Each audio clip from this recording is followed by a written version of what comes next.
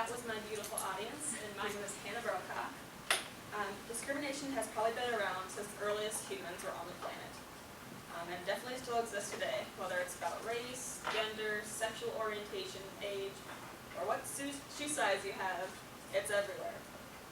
However, I believe that one area and one certain type of discrimination is completely overlooked all the time. And that might be because they're not the same species as us. I'm talking about dog breed discrimination. More specifically, I'm talking about pit bull dog discrimination. These days, it's a common fear throughout many communities that pit bulls are extremely aggressive and dangerous. And not only will they attack and kill other dogs, but they will attack and kill other humans as well. However, this is a huge myth and the biggest lie I think I've ever heard. Pit bulls are sweet and caring dogs, and they do a lot for people and their communities. But in many different cities and states, they are banned completely. You might be wondering how pit bulls got such a bad rap and invoked fear in many people. I have a few images for you, and they might be a little graphic, but they're not too bad, so you can look away if you want to.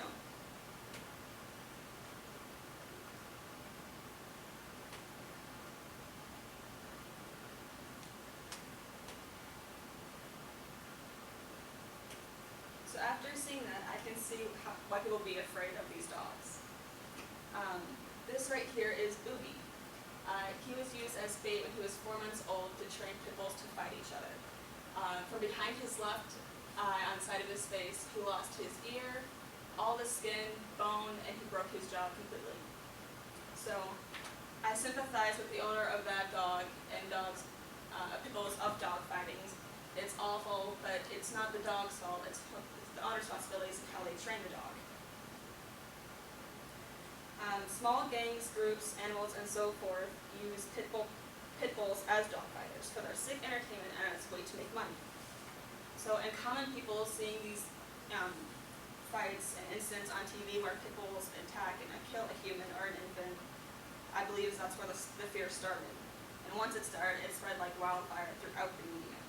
I myself do not condone or support dog fighting in any way. I believe that it's animal abuse completely. However, in doing some research, I found out that pit bulls were chosen to be bred for dog fighting because of their strong and agile features, and not their aggressive tendencies. According to the Alphonse Estelle of American Temperament Test Society, temperament levels of the American Pit Bull Terrier excel many other breeds at a 95% passing rate, while other breeds, over 121 other breeds, the passing rate is only 72%. Some of these breeds include collies, golden retrievers, and cocker spaniels. Now, it is true that some pit bulls can be animal aggressive, but that doesn't mean that they are human aggressive. These two types of aggression are very different from one another, and they can be changed through training and socialization. Now, many pit bulls do not show aggravation at all. For instance, they grow up with cute little kittens, baby chickens, and even kids.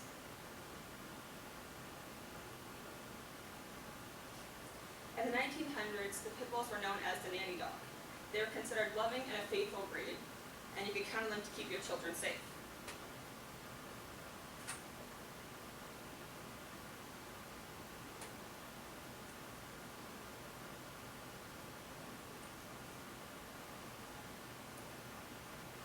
Their main goal was to please their owner, and for over 100 years, they were the most beloved dog in the U.S. and England.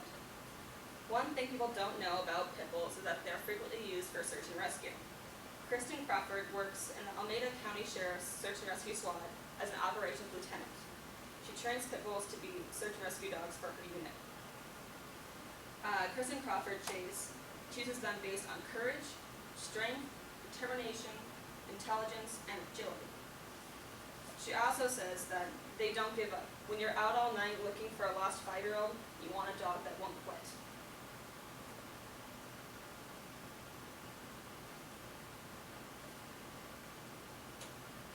This is Dakota, and Dakota is a specialist in forensic evidence detection cases.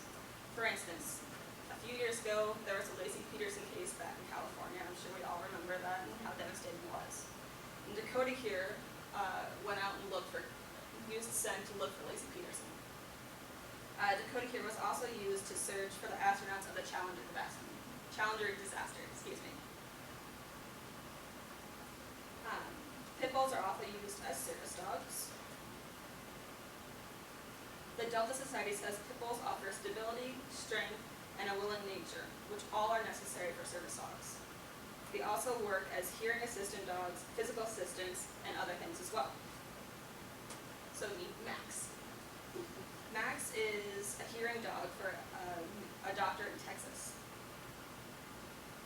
Pit bulls are also used as therapy dogs for emotional support in senior care facilities and people who are in car accidents and going through, interemotional problems and so forth.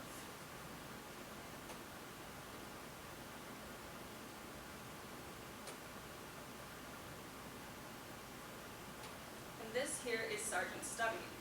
Sergeant Stubby was used in World War II, and he's considered a war hero. He's considered a war hero because he saved his entire platoon by warning them of a poison gas attack, while he was also capturing a German spy. So, he can multitask too. This here is Popsicle, and Popsicle has the largest record for single-handedly sniffing out 300 pounds of cocaine. Now, if you're wondering how much that is worth, because believe me, I did, it is worth $140 million in street value. So, that's a lot. There's a ban in pit bulls in Iowa over 21 cities, and in 30 cities, these dogs are considered vicious and dangerous.